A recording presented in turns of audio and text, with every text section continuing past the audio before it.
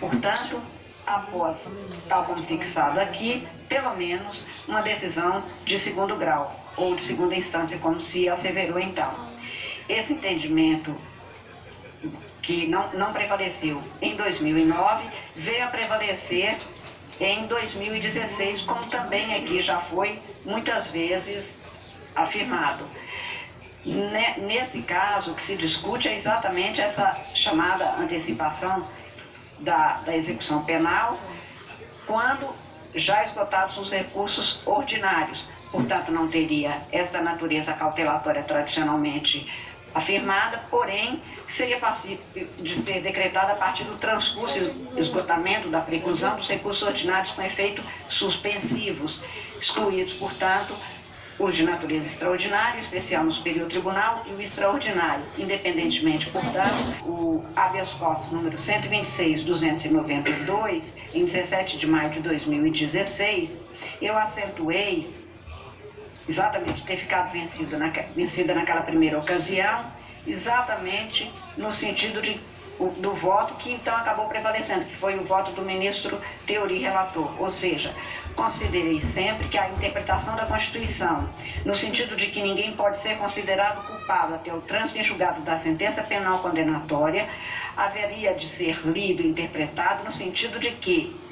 ninguém pode ser considerado culpado, mas há fases que vão desde a investigação, a denúncia, a condenação e a culpa com trânsito em julgado com consequências diferentes. Porque, aliás, hoje ainda o ministro Gilmar chegou a chamar a atenção repetindo o que ele dizia. Tanto que, como o ministro Dias Toffoli também voltou a acentuar, já tinha dito antes, embora não tenha o trânsito em julgado formal, eles admitem, Vossa Excelência e também o ministro Gilmar, que haja uma gradação na forma de execução, exatamente numa interpretação que não permita o déficit judicial de uma parte, mas que também preserve todas as garantias que são constitucionalmente asseguradas, da ampla defesa, dos recursos a ela inerentes e da possibilidade ou da probabilidade de se haver até mudança e, portanto, aí um cerceamento à liberdade que não pode ser reposto mesmo.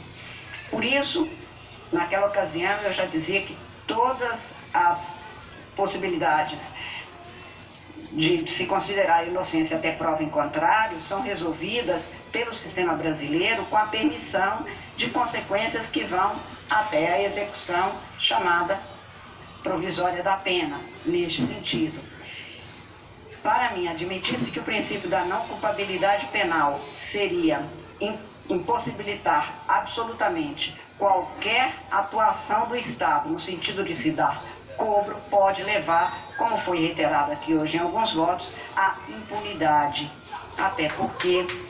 neste caso, a Constituição diz que o direito penal e a pena de prisão é realmente algo que a sociedade, num determinado momento, provavelmente vai rever, mesmo em condições muito melhores do que as oferecidas neste trágico ou dramático quadro penitenciário brasileiro, mas mesmo assim haverá de ser revisto. Entretanto, tal como posto no sistema brasileiro e prevalecente, tenho para mim que não há ruptura ou afronta ao princípio da não culpabilidade penal este início de cumprimento da pena determinada quando já exaurida a fase de provas, que se extingue exatamente após o duplo grau de jurisdição, porque então passa-se a discutir basicamente o direito. O quadro fático, portanto, não me permitia naquela ocasião, como não me permite agora, que se tenha como inconstitucional ou impossível de se dar o caso da decisão de 2009. Depois voltamos ao tema em julgados de turma em 2010 e principalmente com a mudança de jurisprudência em 2016 e neste caso, como antes já citei, no habeas corpus de relatoria do ministro Theory Zavascki, 126.292, nas cautelares, nas ações declaratórias de constitucionalidade e na repercussão geral reconhecida no recurso extraordinário 964/246, tenho como reforçada, pelo menos até aqui, o entendimento tal como então postulei. Então, continuo mantendo este mesmo entendimento. O ministro Roberto Barroso hoje fez referência aqui a se ter uma impunidade pela ausência de um cumprimento de uma pena, pela extensão e pelas condições de um sistema legal que permite recursos, inclusive protelatórios, não apenas aqueles que são os inerentes à ampla defesa do réu, levam realmente a uma falta de eficácia do direito penal para os fins a que ele se destina. E neste caso, ministro Barroso, eu diria que mais do que a efetividade do direito penal, que então não se cumpre, e que é direito da pessoa, de um lado, ter os seus recursos devidamente verificados, examinados e julgados, e de outro lado, a sociedade a ter a resposta pela absolvição ou pela condenação, mas também há que se dar ênfase ao princípio da igualdade, porque não seria possível, como Vossa Excelência expõe, um quadro em que teria pessoas que têm a mais absoluta condição de se valer de todos os recursos e uma outra que não tem condições e que por isso mesmo não pode se valer e ter garantida a mesma situação. E a circunstância, portanto, de não se ter a observância integral de todos os princípios constitucionais é que me leva a uma interpretação sistêmica, incluídos aí dos que se referem aos direitos fundamentais. Este Supremo Tribunal Federal já admitiu antes, na década, portanto, de 90, a possibilidade desta prisão, deixou de reconhecer em 2009, voltou a reconhecê-la em 2016. Em todas essas ocasiões, foi examinado com detalhe, sempre por maioria. Não é um tema, portanto, que tenha conseguido em qualquer momento uma adesão absoluta, e por isso mesmo é que tenho, claro, a convicção plena, até porque há ações para serem julgadas e serão, no sentido de aplicar o artigo 283 com o entendimento aqui prevalecente, a meu ver, mostrando-se compatível com a interpretação a que chegou este Supremo Tribunal Federal a partir do julgamento do habeas corpus 126.292. Devo dizer que a circunstância de nós termos a possibilidade de ter mutação constitucional normalmente ocorre quando há uma mudança, como houve entre 2009 e 2000, caso não vejo esse mesmo quadro ali configurado. Portanto, o artigo 283 do Código Penal, que eu vejo nessa perspectiva como a reiteração de hipóteses legais das prisões preconizadas pela própria Constituição, especialmente no que se refere ao artigo 5º, inciso 56 e 57, em modalidades distintas, não são, a meu ver, excludentes,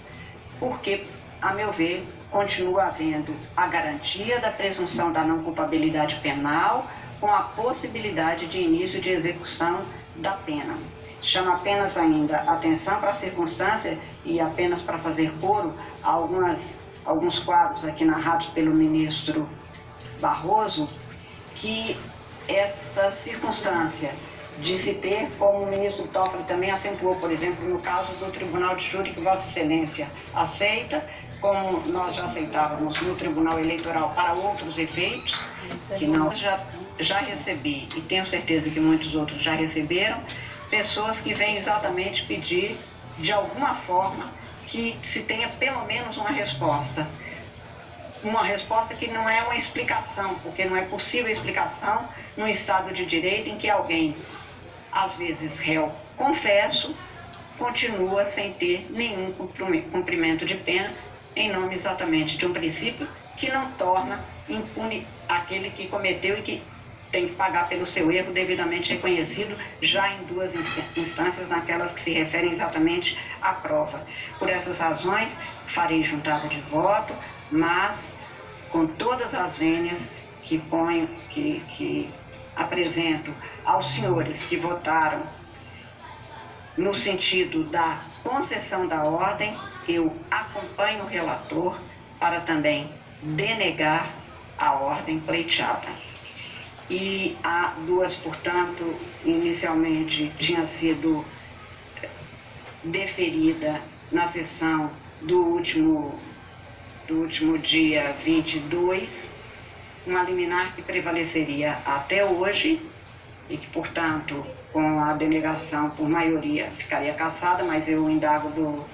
eminente ministro relator. Parabéns, ministro Carmen Lúcia, parabéns, parabéns. Senhor presidente,